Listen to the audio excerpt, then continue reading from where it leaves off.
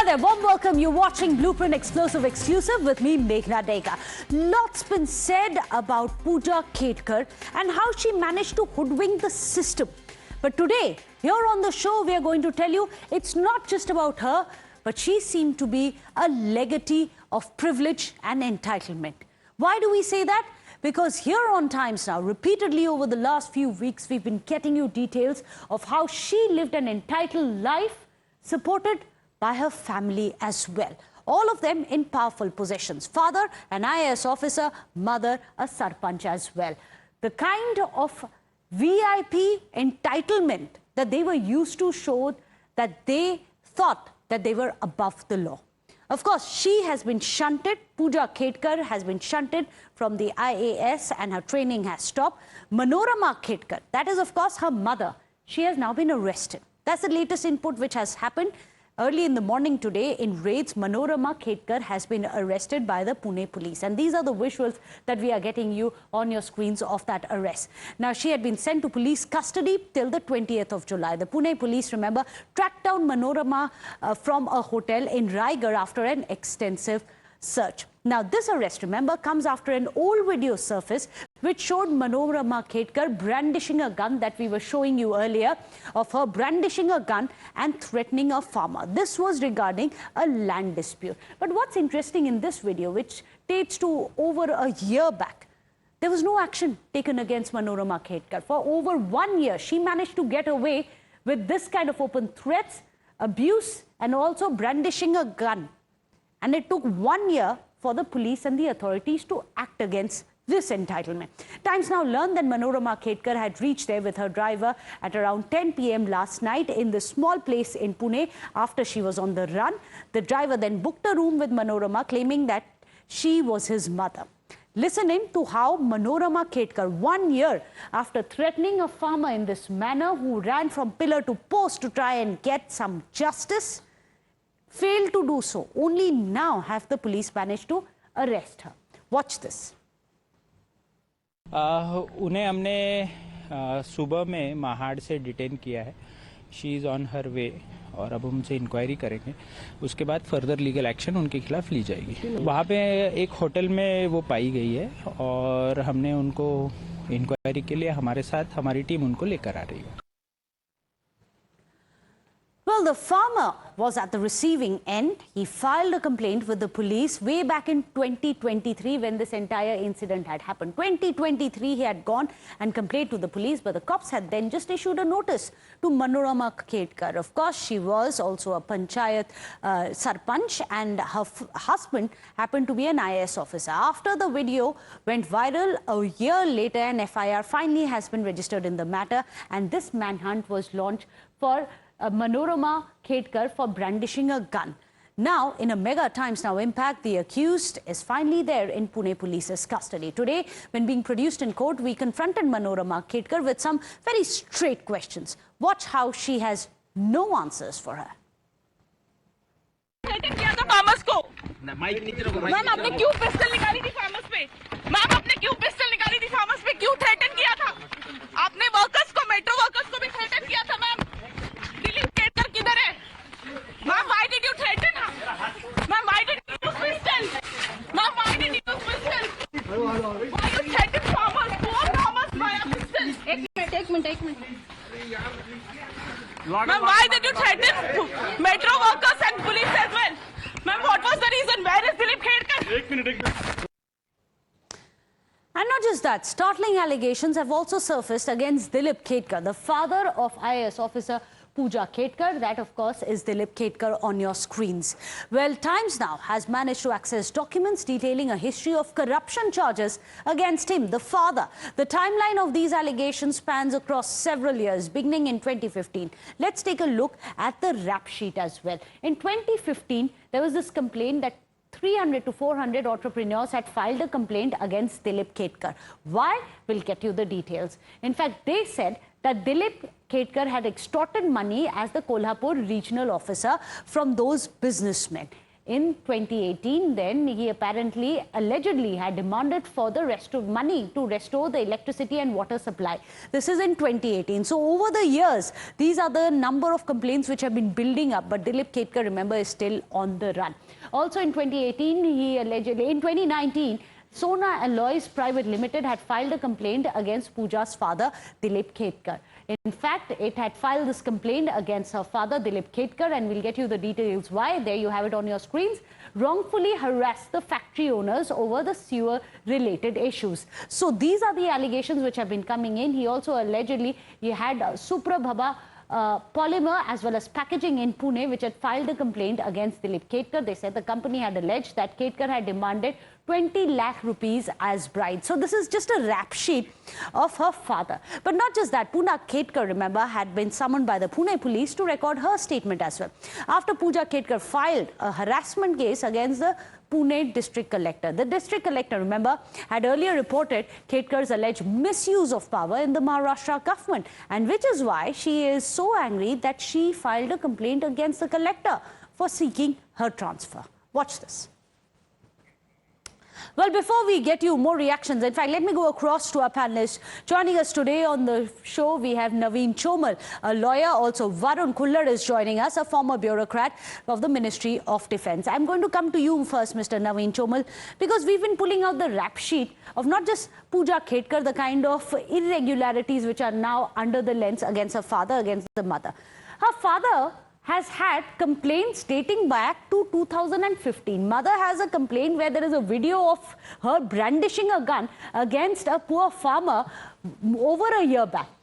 But there was no action being taken. No action till Puja Khedkar came under the lens, and there was so much of media pressure perhaps where they were forced to take action. Why? Is there no justice for those who are not empowered enough? Exactly. I'm on the same page.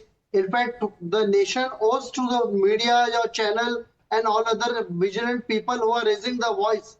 People like Puja Khedkar should be taught a lesson. There should be thorough inquiry. She should be removed from the services. And not only that, she should even be punished. She should be booked and prosecuted for cheating, misleading the entire institution of UPSC. Look at the way she has claimed.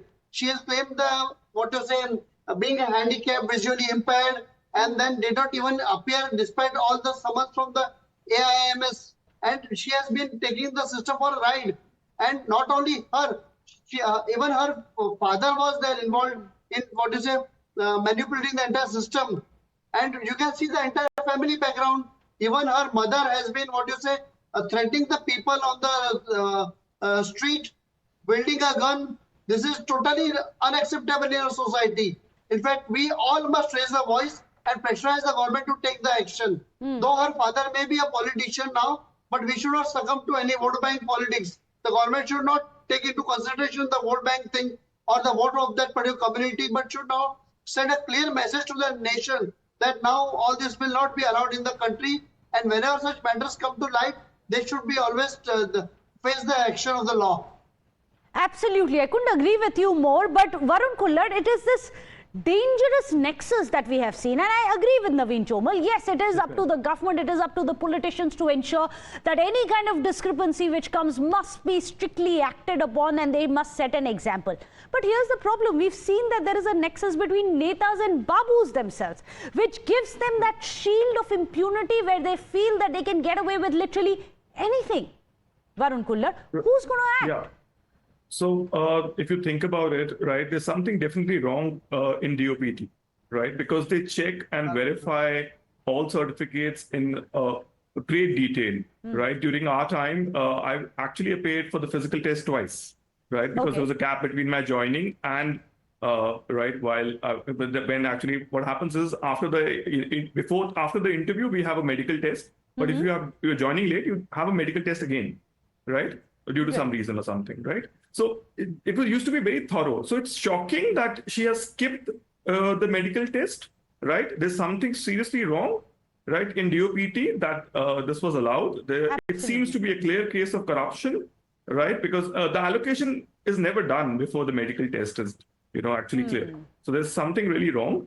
And DOPT doesn't really accept any private institutions. They get it done themselves. in a few hospitals in Delhi, right? Depends on AIMS, and you're allotted different hospitals in Delhi after the interview. So something seriously wrong in DOPT, definitely. Now, Varun Khullar, it's interesting because you talked about AIMS. AIMS had called her. She said that she is mentally also unstable right now, that she's undergoing treatment for COVID, which is why she has been missing those summons.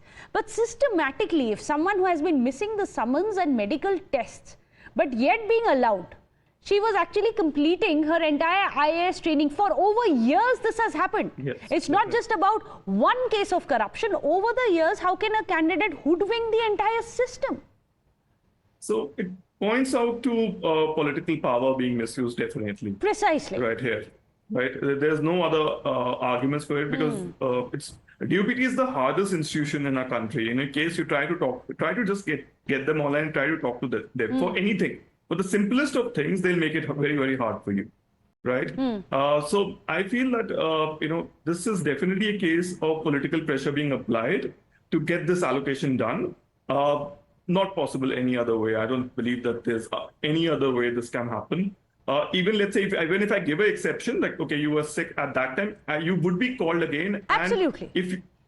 And if you don't turn up, your allocation would be in jeopardy, right? So that was not happening for her. That's something strange. Definitely. So here's the problem, Naveen Chomal, here's the problem. On one hand, you have this entitled family getting away with everything, hoodwinking the entire system repeatedly. On the other hand, let's spare a thought about that farmer. That farmer, we're going to put up the video of Row.Manorama Khedkar brandishing a gun and threatening a farmer. All of that was on camera. The farmer went again and again repeatedly through the police. It took the police 1 year to even file an FIR against Row.Manorama Khedkar. How can we even accept that this is equality? How can anyone be called equal in front of the law when there are these discrepancies coming to light? And it's very evident now. In fact, Meghna ji, there is a dirty saying, some men are more equal.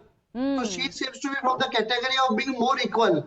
In fact, in the first place, as Varun ji will also agree with me, she is not even entitled to claim the benefit of the community because she comes in the criminal layer. Yes. She is not entitled to claim the benefit. Absolutely. First of all, she misled the system. Then she claimed to be handicapped also. And then there was a litigation against her. The matter went even up to the CAT, Central Administrative Tribunal, where even the court, the tribunal ruled against her. But still, shockingly, something has taken place behind the curtains, and that particular petition was withdrawn. So there is big rot in the system. Not only maybe Puja Khedkar must be one of the tip of the iceberg which has come under the lens, as you rightly said. But there may be many other Puja Khedkars and other, different Khedkars in the society who are manipulating the system. And ultimately, they will be ending our bureaucracy, the administration. Ultimately, our nation will go to ruins if such administration is in the hands of such people. So I think the government should take a serious note of it, and they should not succumb to the political pressures. Her father seems to be a politician, having joined the party of Prakash Ambedkar, and trying to maybe blackmail the government also, that if you create trouble for us, we will create trouble for you also. So there should not be any quid pro quo allowed in this system. How do we break the back of this nexus of netas and babus, Varun Khullar? And that is the problem. We all agree that there is a problem. We've seen it even in the case of Chhattisgarh. The story which came to light where about 17 of these candidates who were selected turned out to be bhais, bhatijas and betis and bahus of those who are in power. So it's not just the central, but even in the state, you have that kind of a rod, this nexus which is coming out. But whom does a common man turn to get some justice? You can't go to the police, you can't go to the politicians, you can't go to the babus here.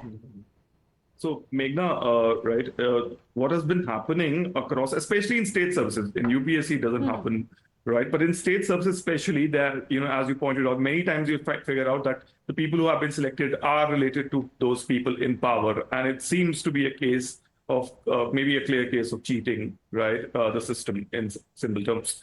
So what is required is a lot of transparency by public service commissions. RTI should be implemented. It's one of the weakest. In public service commissions, we believe that that's one thing which has not been implemented. You can't even see your papers. right? Let's say you score badly or you score, right? At least show it them later, right? If you can't show them like after, show it at least after the result, right? Because I can see, okay, this person who's the topper is better than me. So at least I see, okay, he's actually better than me. Right now, I just see some random marks, right? Look at UPSC, they don't even declare the prelims cutoff the whole year, right? The next year we get to know what is the cutoff. So there is a lack of transparency, and that is what is leading to this, right? So that I believe RTI and maybe even a social audit of the results by the civil society needs to be done. We have seen what has happened in NEET, right? And now we see misuse, right, where OBC, EWS, and PH quotas have been made into a backdoor entry into the IAS. And what is this showing is like we're in the era of ends justify means in a lot of ways. And, as we can see, politicians are bought and sold, right? There's MLA tourism, and that is now translating into other parts of our country. And, the exams are being affected by it. And at the end of it, when you don't have merit, when you have people like this who have used surreptitious methods to get these jobs which they do not deserve, coming from entitled families who have been over the generations breaking laws allegedly, all of this is now being under the probe, of course. But what happens when these people land in jobs which they didn't deserve? Is this how we're going to be developing and building Badhta Bharat? And that is one of the biggest problems that we are facing. Is this going to be the generation which is going to take our country forward? We dream of what's going to happen by 2047, but will these be the right people to lead us there?